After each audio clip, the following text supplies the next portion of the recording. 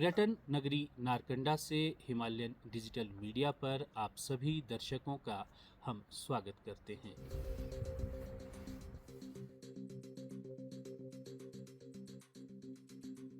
token of love and respect. आज हम आपको एक खास शख्सियत ललित ठाकुर से रूबरू करवाने जा रहे हैं। ललित ठाकुर पैरा ओलंपिक भारतीय चयन समिति के सदस्य रह चुके हैं और हाल ही में संपन्न चुनावों में ये पैरा ओलंपिक के सचिव के पद पर नियुक्त हुए हैं। ललित ठाकुर जी, आपका सर्वप्रथम स्वागत है। धन्यवाद। Lalit ji, Himachal Pradesh para Olympic association जो कि वर्ष 2016 से हिमाचल प्रदेश में कार्य कर रही है, आपकी कड़ी मेहनत और कर्तव्य निष्ठा के चलते वर्ष 2016 से वर्ष 2023 तक हिमाचल प्रदेश ने 4 पदक पैरा ओलंपिक में अर्जित किए हैं। हम आपसे जानना चाहेंगे कि पैरा ओलंपिक आखिर है क्या, इसकी स्थापना और इसके उद्देश्य पे यदि आप प्रकाश डालें तो हमारे दर्शकों का मार्गदर्शन होगा। देखिए जी, सबसे पहले तो मैं हिमालयन डिजिटल स्टूडियो का धन्यवाद करता हूँ। पैरालंपिक की हिस्ट्री 1960 से शुरू हुई है। आज की डेट में पैरालंपिक एक कम्पिटिटिव स्पोर्ट्स है।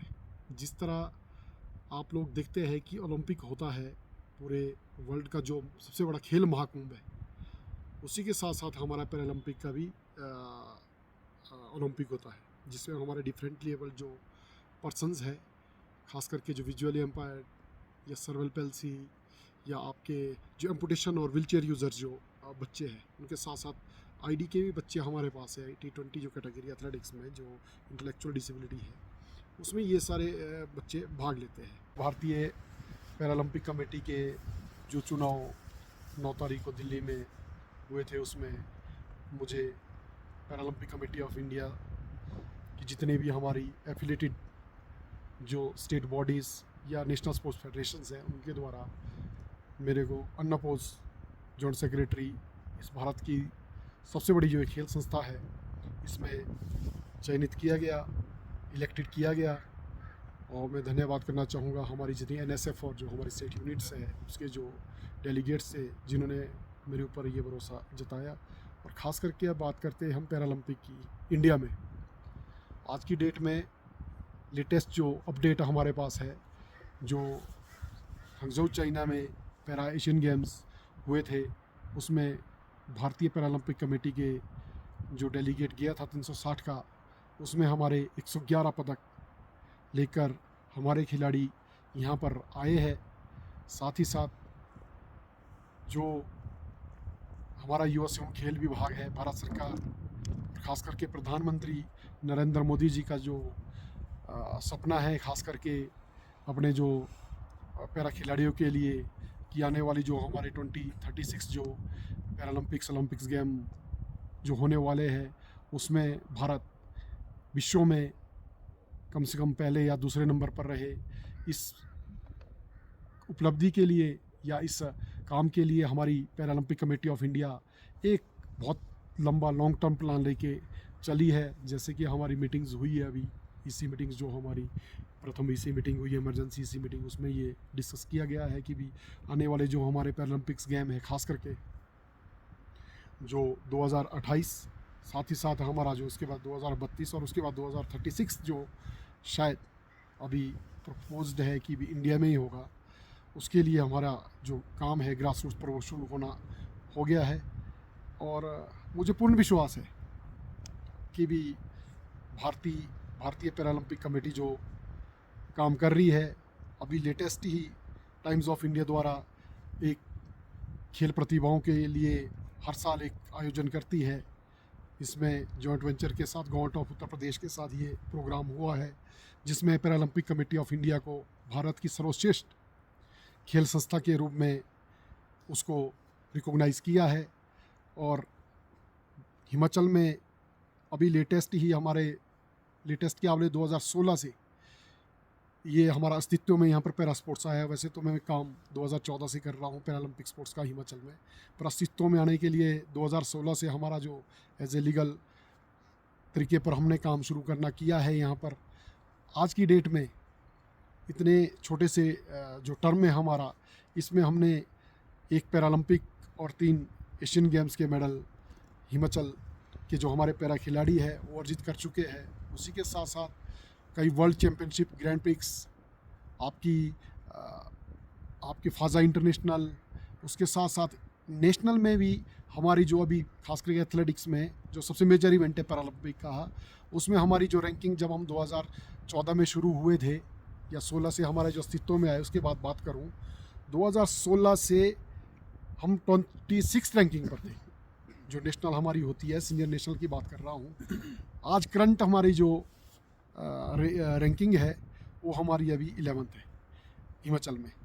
और साथ ही साथ जो अभी फर्स्ट खेलो इंडिया पैरा गेम्स जो दिल्ली में आयोजित की गई थी, उसमें भी हिमाचल की अभी 11th रैंकिंग है और अच्छे मेडल बच्चे अर्जित कर रहे हैं। ललित ठाकुर जी, आपने पैरा ओलंपिक के बारे में हमें जानकारी दी, लेकिन पैरा ओलंपिक के साथ स्पेशल ओलंपिक के बारे में भी आए दिनों हम समाचार पत्रों में सुनते हैं। तो ये जो पैरा एथलीट्स हैं और स्पेशल एथलीट्स हैं, इनमें मुख्य क्या अंतर है? इसमें देखिए सर, पैरा एथलीट क्या है कि डिफरेंटली एबल जो एथलीट है जो आपका खेलने के लिए सक्षम है। Paralympic is not a recreational sports, ये कम्पिटिटिव स्पोर्ट्स है, इसके रूल्स डिफरेंट है। पैरा का जो बच्चा है वो उसी रूल में खेलता है जिस रूल में ये हमारा एबल प्लेयर खेलता है। अब मान के चलो हमारा विंटर स्पोर्ट्स की बात करते हैं, लेटेस्ट ही हमने यहाँ पर अभी winter camp, national winter camp यहाँ पर ऑर्गेनाइज़ किया था। हमारा जो बच्चा है वो प्रैक्टिस भी उन्हीं के साथ कर रहा है जो एबल प्लेयर है आपका, और खेलेगा भी उन्हीं के साथ, कंपटीशन भी सेम जो आपका ट्रैक है उसी पर ही होगा। जिस तरह मान के चलो आप एथलेटिक्स की बात लेते हैं, हमारा जो बच्चा है 100 मीटर में अगर रनिंग कर रहा है वो, उसके लिए सेम रूल वही है जो हमारे एबल स्पोर्ट्स के हैं, जो हमारे दूसरे एबल बॉडी के जो एथलीट है उनके लिए है। और खास जहाँ बात रहती है आपके जो स्पेशल ओलंपिक की, स्पेशल ओलंपिक के बच्चों के रूल डिफरेंट है। वो उन कम्पिटिटिव जो स्पोर्ट्स है उसको कम्पिटिट नहीं करते। उनके क्या है कि भी उनके 50 मीटर रेस है, 40 मीटर रेस है, 30 मीटर, मतलब एज़ पर इनकी जो डिसेबिलिटी है, खास करके स्पेशल ओलंपिक की अगर बात करें तो वो सिर्फ एक स्पेसिफिक जो एक डिसेबिलिटी है इंटेलेक्चुअल की, जिसका IQ लेवल बिलो 65 है, जो मतलब समझ नहीं सकता है बच्चा, क्योंकि उससे जो समझ सकता है बच्चा वो तो हमारे पास ID में पैरालंपिक में है। मतलब आप ये कहना चाह रहे हैं जो मानसिक रूप से अक्षम है हाँ जी, ना, और जो शारीरिक रूप से हैं, इन दोनों का जो एक डिफरेंस है, एक भेद है, वही पैरा ओलंपिक और इसमें स्पेशल ओलंपिक में हाँ जी, भी उसी नियम के तहत आगे हाँ जी, खेलकूद होते हैं। और पैरा ओलंपिक में जो है खेलकूद के जो नियम है वे सामान्य खेलों के बराबर रहते हैं। हाँ जी, हाँ जी, हाँ जी, बिल्कुल। तो आप बताएं हमें कि भारत में हाँ और जी, हिमाचल प्रदेश में, यदि हम अपने देश की बात करें और प्रदेश की बात करें, तो ये पैरा खेलों का जिम्मा किन किन संस्थाओं पर है? पैरा खेलों का जिम्मा हमारी जो एपेक्स बॉडी है इंडिया में, जो भारत सरकार के युवा एवं खेल विभाग द्वारा प्रायोरिटी कैटेगरी में इसको रिकॉग्निशन दी गई है, वो है पैरालंपिक कमेटी ऑफ इंडिया, जो हमारी ये चारों डिसेबिलिटियों पर काम कर रही है। चारों डिसेबिलिटी के जो ये स्पोर्ट्स है, ब्लाइंड कैटेगरी, आपकी इंटेलेक्चुअल कैटेगरी होगी, उसके साथ साथ आपकी ये जो सर्वल पेल्सी है, उसके साथ साथ आपका व्हील चेयर और एम्पुटेशन वाला जिनका हाथ नहीं है या व्हील चेयर यूजर्स है, ये 4 जो डिसेबिलिटी है इसकी जिम्मेदारी पैरालंपिक कमेटी ऑफ इंडिया के अंदर है, जो गवर्नमेंट की रिकॉग्नाइज है। उसके बावजूद जो इंटरनेशनल फेडरेशन है हमारे पास, जो डिफरेंट गेम्स की काम कर रही है, जिस तरह आप मान के चलो बैडमिंटन है, बैडमिंटन हमारी जो एबल बॉडी है बैडमिंटन एसोसिएशन ऑफ इंडिया वो चला रही है, उसी के अंदर हमारे बच्चे खेलते हैं। बैडमिंटन एसोसिएशन ऑफ इंडिया, भले ही स्पोर्ट उसको पैरालंपिक कमेटी ऑफ इंडिया का मिलता है, वो हर स्पोर्ट्स को मिलता है जो पैरा स्पोर्ट्स है। उसी तरह हमारे जो अलग है इंडिविजुअल, जिसमें मतलब इंटरनेशनल फेडरेशन ही हमारी अलग है। वॉलीबॉल लो आप, एबल बॉडी का जो वॉलीबॉल है वो FIV कराती है, जो फेडरेशन इंटरनेशनल वॉलीबॉल जो एसोसिएशन है वो करवाती है। पर हमारा जो पैरा का है, हमारी पैरा की वर्ल्ड बॉडी अलग है, वो स्पिट सिटिंग वॉलीबॉल होता है। अभी करंटली हमारी जो लेंस एंजल्स में जो हमारा 2028 में ओलंपिक हो रहा है, उसमें हमारा स्टैंडिंग वॉलीबॉल का भी लगा हुआ है, शायद उसमें इंक्लूड हो जाएगा स्टैंडिंग वॉलीबॉल। इसमें थोड़ा हमारा क्या है कि भी वर्ल्ड बॉडी अलग है, वर्ल्ड पैराबॉली हमारी अलग है। उसी तरह व्हील चेयर से रिलेटेड व्हील चेयर फेंसिंग है, जो एबल बॉडी का FAI करवाता है, आपका फेडरेशन इंटरनेशनल जो फेंसिंग है। यहाँ पर हमारी व्हील चेयर फेंसिंग अलग है, जो आईवास करवाती है। अयवाज़ ने इसको गवर्न किया है। उसी के साथ साथ हमारी बात आती है आपके फ़ुटबॉल की। फ़ुटबॉल की हमारी जो ब्लाइंड फुटबॉल है, जो अभी रेगुलर मेडल इवेंट है 5 ए साइड, वो हमारा इप्सा के पास है, जो इंटरनेशनल ब्लाइंड स्पोर्ट्स एसोसिएशन है उसके पास है। जूडो है वो भी इप्सा के पास है। गोल बॉल है वो भी इप्सा के पास है। उसी तरह हमारी व्हील चेयर की आप बास्केटबॉल ले लो, एबल बॉडी का, तो हमारा बास्केटबॉल जो इंटरनेशनल बास्केटबॉल फेडरेशन है, हमारा international wheel chair basketball federation अलग है। उसी के ही अंदर हमारा स्पोर्ट्स होता है बास्केटबॉल का। अभी हमारे 22 समर स्पोर्ट्स और 6 विंटर स्पोर्ट्स है जो इंटरनेशनल पैरालंपिक कमेटी के अंदर काम कर रहे हैं। ललित ठाकुर जी, आज आप एक खूबसूरत पर्यटन नगरी नारकंडा में आए हैं और यहाँ पे हाल ही में पैरा खेलकूद गतिविधियाँ यहाँ पे आयोजित की गई और आप स्वयं भी हिमाचल प्रदेश से हैं। तो आप से हम पहले तो यह जानना चाहेंगे कि आप हिमाचल प्रदेश के किस क्षेत्र से संबंध रखते हैं। मैं रोडू तहसील के छोटे से गांव कांसाकोटी से हूँ, डिस्ट्रिक्ट शिमला में ही। मैं यहाँ से संबंध रखता हूँ।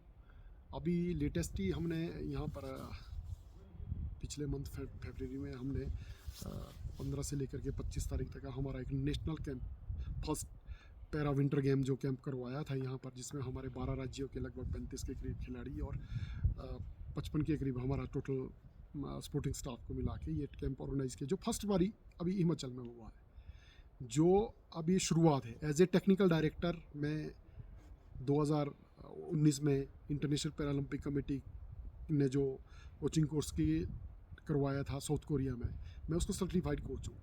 मेरी रिस्पॉन्सिबिलिटी बनती है कि भी अगर किसी ऑर्गेनाइजेशन ने हमारे को समझा है तो उस काम को हम प्रैक्टिकली करके दिखाएं। 2019 से लेकर के बीच में कोविड के चक्कर से थोड़ा हमारा ये डिले हुआ, पर इस बारी पैरालंपिक कमेटी ऑफ इंडिया के जो अथक प्रयास है, जिसके कारण हम इसको करवाने में सक्षम हुए हैं। आज अभी हमने स्टार्ट लिया है यहाँ पर अपने नेशनल कैंप का। नेक्स्ट ईयर इसको हम 70-80 बच्चों के करीब, लगभग 100 बच्चों के करीब करवाने का प्लान कर रहे हैं, जिसमें अभी हमारी बात चल रही है। हमारी जो आने वाली जो नेक्स्ट ईयर 2025 में जो भी विंटर गेम्स के, खास करके अल्पाइन स्कीइंग और स्नो बोर्डिंग के जो भी इंटरनेशनल इवेंट होने हैं, हमारे बच्चे उसमें पार्टिसिपेट करेंगे। 2-4 बच्चे हमारे हैं कि जो सक्षम है, कि जो कर सकते हैं, जिनकी ट्रेनिंग अच्छी है, जो पिछले कुछ सालों से भी कर रहे हैं, जिनके यहाँ पर जो हिमाचल सरकार कोर्स करवाती है, तीनों लेवल के कोर्स उनके कंप्लीट है बच्चों के, जिसमें 2 लड़कियाँ हैं, 2-3 लड़के हैं। अच्छी परफॉर्मेंस है उनकी। कि भी आने वाले टाइम में जो नारकंडा है, एक विंटर कैपिटल के रूप में हम इसको यहाँ पर डेवलप करना चाहते हैं। यहाँ पर हमारी पैरालंपिक कमेटी ऑफ इंडिया का पूरा सपोर्ट है, जो बेटर हम कर पाए यहाँ के नारकंडा के लिए। जिस तरह सपोर्ट अभी किया है लोगों ने यहाँ पर, इस तरह ही हमारे को हमेशा सपोर्ट मिलता रहे। और इसको हम एक क्या बोलते हैं, नेशनल के मैप पर तो इसको हम ले चुके हैं। मैं चाहूँगा कि भी कुछ 1-2 साल में हम इसको एक इंटरनेशनल मैप पर भी लाने की कोशिश करेंगे। थोड़ा सा स्टेट गवर्नमेंट से अनुरोध है कि जो बेसिक फैसिलिटीज़ है यहाँ की, वो अगर मुहैया करवा दे तो हम क्लियर है कि हम मिनिमम हमारा जो सब कॉन्टिनेंट है साउथ ईस्टर्न, इस पर तो हम काम कर ही सकते हैं। यहाँ पर कैंप हमारा लग ही सकता है, वो भी मैं ये बोलूँ शॉर्ट टर्म 1-2 साल के अंदर। जैसे आपने स्थानीयों के सहयोग की बात की, तो यहाँ ऐसी कौन सी संस्थाएं हैं नारकंडा में और ऐसे कौन से लोग हैं जो समाज के लिए, खासकर अपने क्षेत्र के लिए, इन कार्यों के लिए आगे आ रहे हैं और आपका सहयोग कर रहे हैं? इसमें देखो, सबसे पहले हमारे बड़े भाई जो हम लगभग 19 से लेकर के हम कांटेक्ट में है, ब्रिजभूषण कैंथला जी, सबसे पहले हम कांटेक्ट में 2019 में आए। 19 से लेकर के हम एक प्लान कर रहे हैं कि भी ये करना है। इसके चक्कर से सबसे पहले तो मैं इन्हीं को ही बोलूँगा जिनके इसमें मैं पहले ही कांटेक्ट में आया। उसके बावजूद हमने इस बारी जो प्लान पिछली बारी किया था, हम सक्सेस नहीं हुए उसमें, पर इस बारी हम करवाने में सक्सेस हो गए। तो हमारे साथ जो एक लोकल जो क्लब है हमारा यहाँ पर, स्नो लैंडर्स एडवेंचर्स और क्या बोलते हैं, स्की एंड, ये जो क्लब है नारकंडा का, ये हमारे साथ एज ए क्या बोलते हैं उसको, डेवलपमेंट पार्टनर के रूप में ये हमारे सामने आया है। इन्होंने बहुत अच्छा यहाँ पर मैनेजमेंट, जो हमने रिक्वायरमेंट की थी वो हर चीज़ इन्होंने पूरी की है। यहाँ पर खास करके जो टेक्निकल साइड की मैं बात करता हूँ, ऑन द सरफेस जहाँ पर हमारा स्की स्लोप बना हुआ है, हर फैसिलिटी जो हम मुहैया करवाई। जो बच्चे हमारे पास यहाँ पर पार्टिसिपेट करके गए या आपका स्पोर्टिंग स्टाफ करके यहाँ पर 12 जो स्टेट्स का है, वो बहुत खुश होके गए हैं यहाँ पे, क्योंकि हम देवभूमि से आते हैं, हमारे लोग बोले वाले हैं, तो ये लोग के अंदर एक अपने अपनापन है सब में, जो मतलब लोगों ने बहुत ज़्यादा ये किया। और बच्चे ने 10 दिन में यहाँ पर वो बोर नहीं हुए, उनको यही पता नहीं लगा, उनके लिए 10 दिन भी कम पड़ गए हैं, वो पूरा एंजॉय करके गए। बोला सर हमारे को कोई दिक्कत यहाँ पर हुई नहीं है। ललित जी, आपने अपनेपन की बात की। आप एक युवा हैं, जुझारू हैं, जैसा कि आपने शुरुआत में कहा कि आप 2014 से इन पैरा ओलंपिक्स और इन खेलकूद गतिविधियों में काम कर रहे हाँ हैं, जी, और ख़ासकर शारीरिक रूप से अक्षम लोगों के लिए आप एक पुनीत कार्य कर रहे हैं। हाँ जी, आप हिमाचल प्रदेश के हैं, हाँ जी, आपकी इस क्षेत्र में उपलब्धियां हैं जो हाँ हम जी, सभी प्रदेशवासियों के लिए एक गौरव का विषय है। लेकिन थैंक यू। ये प्रेरणा आपको कब मिली और कहाँ से आपको लगा कि हमें ये काम करना चाहिए? देखिए सर, मैं 2012 में 2012 की बात है ये। उससे पहले मैं एबल बॉडी में मैं फेंसिंग कर रहा हूँ, डिस्ट्रिक्ट प्रेसिडेंट में रहा हूँ, डिस्ट्रिक्ट शिमला फेंसिंग एसोसिएशन का, हिमाचल का चीफ कोच रहा हूँ। इसका क्या बोलते हैं, फेंसिंग एसोसिएशन का।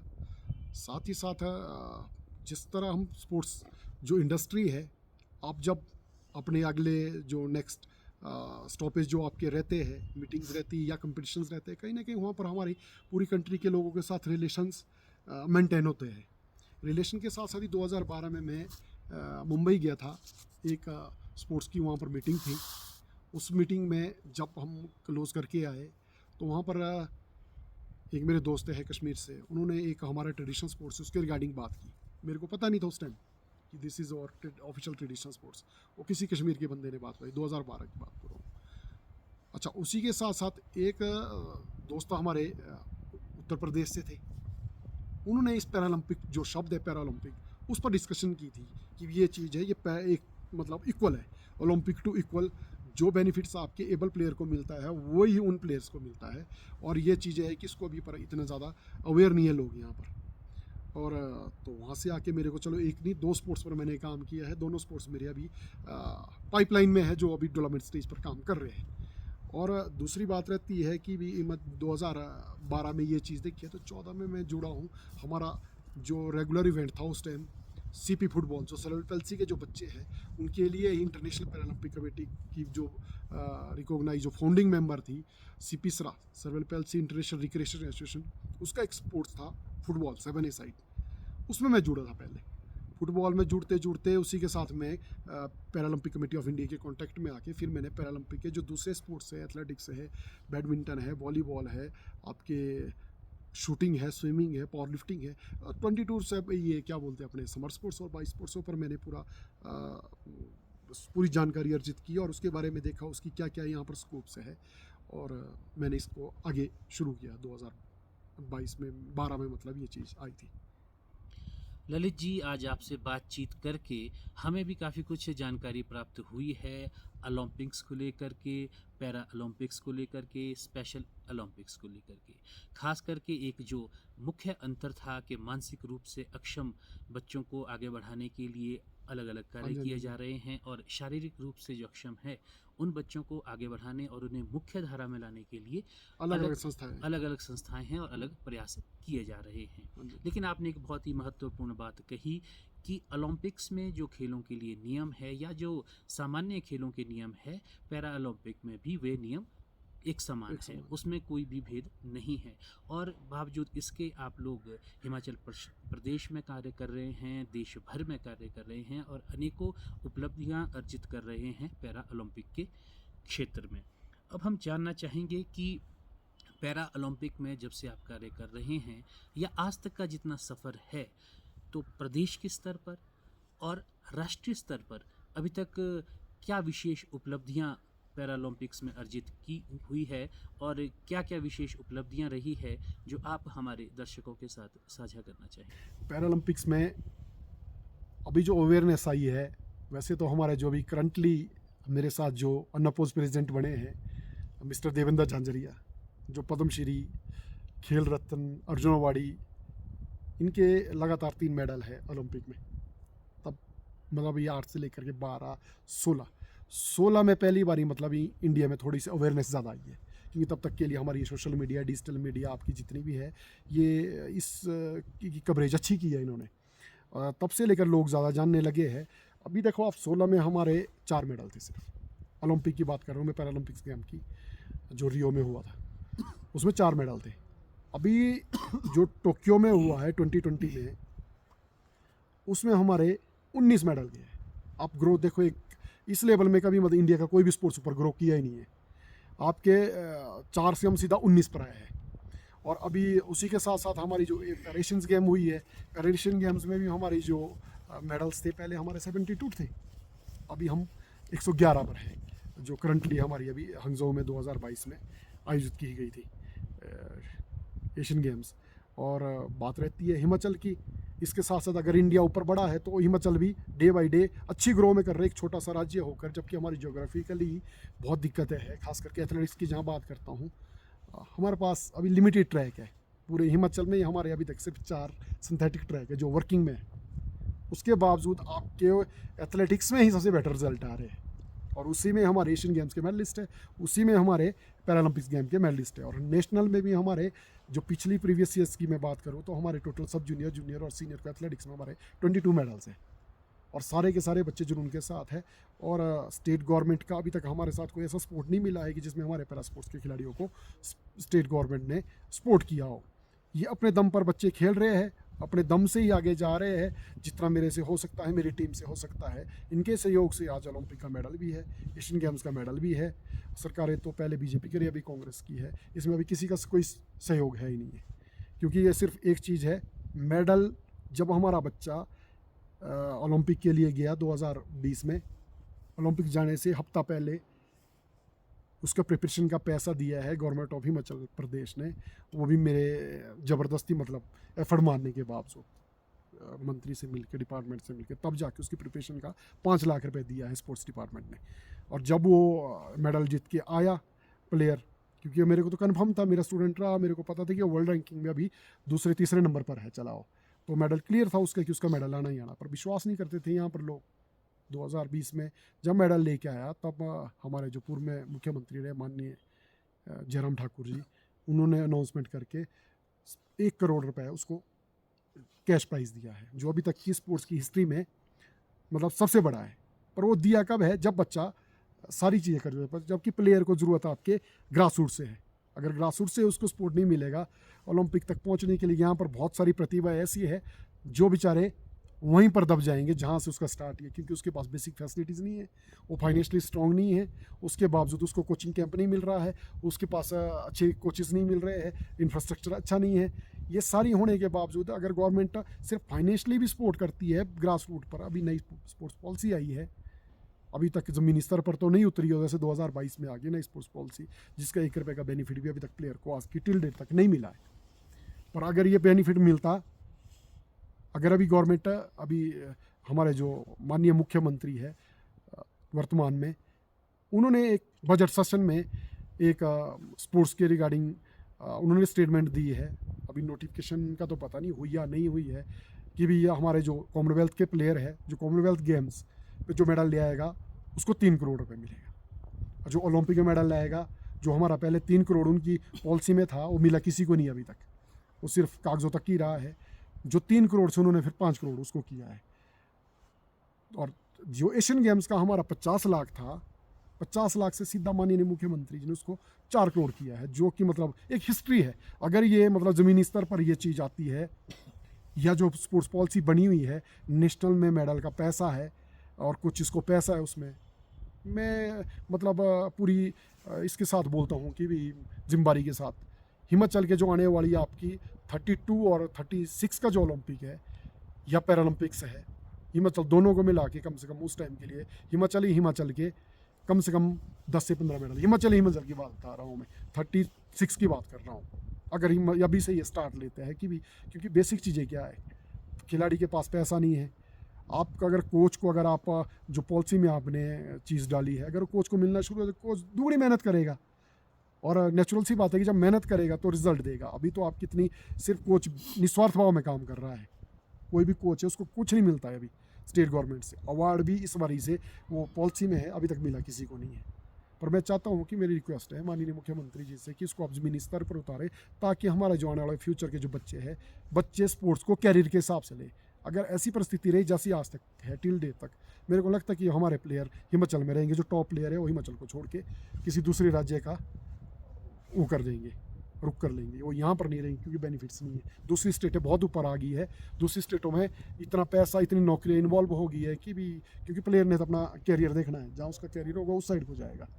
पर मैं चाहता हूँ कि हमारा प्लेयर हिमाचल से खेले, हिमाचल को आगे ले जाए, तो ये बेटर रहेगा। जैसा आपने कहा कि राजनीतिक इच्छा शक्ति की कमी रहती है, एक उदासीन रवैया अपनाया जाता है सरकारों द्वारा, और ख़ासकर जो ऐसे विभिन्न गतिविधियां हैं जो समाज के लिए नितांत आवश्यक है, उसमें सरकार काफ़ी उदासीन रहती है। तो यहाँ पर जो कोच हैं उन्हें भी सुविधाएं मिलनी चाहिए, खिलाड़ियों को भी सुविधाएं मिलनी चाहिए, और पुरस्कार में भी धनराशि में वृद्धि होनी चाहिए जिससे उनका मनोबल बढ़े। लेकिन वर्तमान समय एक ऐसा समय चल रहा है जहाँ पर यदि हम भारत देश की बात करें, जो सामान्य लोग हैं वे भी अवसाद से ग्रसित हैं। ऐसे में जो शारीरिक रूप से अक्षम हैं उनमें किसी प्रकार का डिप्रेशन आना, अवसाद आना तो स्वाभाविक है। लेकिन पैरा ओलंपिक के माध्यम से आप उन्हें मुख्य धारा में लाने का एक पुनीत कार्य कर रहे हैं, जिससे उनका मनोबल बढ़ रहा है। वे अपने आप को सामान्य लोगों के साथ खड़ा हुआ महसूस करते हैं, उनके साथ वो तरह तरह की प्रतियोगिताओं में भाग लेने के लिए भी सक्षम हो रहे हैं, उनका मनोबल बढ़ रहा है। लेकिन साथ ही साथ जो सरकारी रवैया है वे संतोषजनक नहीं है। तो इस पर चिंता जरूर करनी चाहिए प्रदेश सरकार को भी और देश की सरकार को भी, कि हमारे जो युवा हैं जो किसी कारणवश अक्षम रह गए हैं शारीरिक रूप से, उन्हें भी मुख्य धारा में लाया जाए और उसके लिए कार्य किया जाए। और पैरा ओलंपिक संघ जिस प्रकार से काम कर रहा है उन्हें निरंतर सहयोग सरकारें प्रदान करें। तो उम्मीद यही की जा सकती है। और आज आपने काफ़ी बातचीत हमारे साथ की और हिमालयन डिजिटल मीडिया को अपना समय दिया। हम चाहेंगे कि हमारे जो दर्शक, जो श्रोता हमारे साथ जुड़े हैं, जिन्होंने आपसे आज काफ़ी कुछ जाना है पैरा ओलंपिक के बारे में, उन्हें आप कोई संदेश देना चाहें तो आपका स्वागत है। मैं हिमाचल की जितनी भी जनता है, मैं सबको सबसे एक अनुरोध करना चाहूँगा। सबसे पहले आपके एरिया में, चाहे घर में, गांव में, कहीं पर भी जितने भी डिफरेंटली एबल्ड है, जिनकी उम्र 12 साल से लेकर के 35 तक है, तो वो उनको घर में ना रख कर, क्योंकि हमारा थोड़ा सा कल्चर क्या है कि हमारे लोग थोड़ी शर्म करते हैं। अगर ये तो नेचर के साथ है, नेचर में अगर आपका बच्चा डिफरेंट टेबल पर पैदा हुआ है तो उसमें छुपाने की चीज़ नहीं है, उसके पास इक्वल अपॉर्चुनिटी है। बाहर उसको आप घर से निकालो, बाहर उसको दिखाओ कि आपके पास इक्वल अपॉर्चुनिटी है, कि भी आप करो, कुछ आपके लिए करने के लिए है, प्लेटफॉर्म आपके पास है। क्योंकि इस वर्क को हमेशा जब कोई बच्चा स्कूल में पढ़ता है उसको वहाँ पर वो इग्नोर किया जाता है कि ये क्या खेलेगा, पर इनके पास इक्वल अपॉर्चुनिटी है तो वो खेल सकते हैं, वो आगे बढ़ सकते हैं।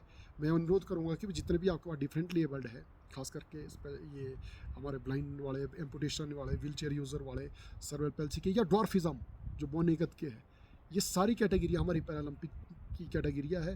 आप पैरालंपिक कमेटी ऑफ इंडिया की वेबसाइट पे जाके, या international Paralympic committee of India की, या एशियन पैरालंपिक कमेटी की जो वेबसाइट है, उस पर सारे स्पोर्ट्स आपको मिलेंगे। 22 समर स्पोर्ट्स और 6 हमारे विंटर स्पोर्ट्स, ये सारे मिलेंगे। इस पर आप अपनी जानकारी अर्जित कर सकते हैं। जिस भी गेम में आपको जाना है तो वो सारी चीज़ आपको अवेलेबल मिल जाएगी वहाँ पर। जी, आपने ये बेहद महत्वपूर्ण जानकारी दी कि यदि कोई जुड़ना चाहे पैरा ओलंपिक्स में, अपने बच्चों को जोड़ना चाहे, या जो किसी भी प्रकार से शारीरिक रूप से अक्षम है या उनका कद भी छोटा रह गया है, उनके लिए भी इसमें बराबर के अवसर दिए जाते हैं। लेकिन ये हिमाचल प्रदेश के लोगों के लिए तो एक सौभाग्य की बात है कि आप हिमाचल प्रदेश के रोडू से हैं और आपके सभी सहयोगी हिमाचल प्रदेश से आपके साथ कंधे से कंधा मिला करके कार्य कर रहे हैं। तो हम सभी से अनुरोध करेंगे कि वे आपसे और आपके सहयोगियों से सीधा संपर्क भी कर सकते हैं, और जो जानकारियां आपने दी है उसके माध्यम से भी पैरा ओलंपिक संस्थाओं के साथ संपर्क में आ सकते हैं। आपने हमें समय दिया, आपका पुनः एक बार बहुत बहुत धन्यवाद। Thank you.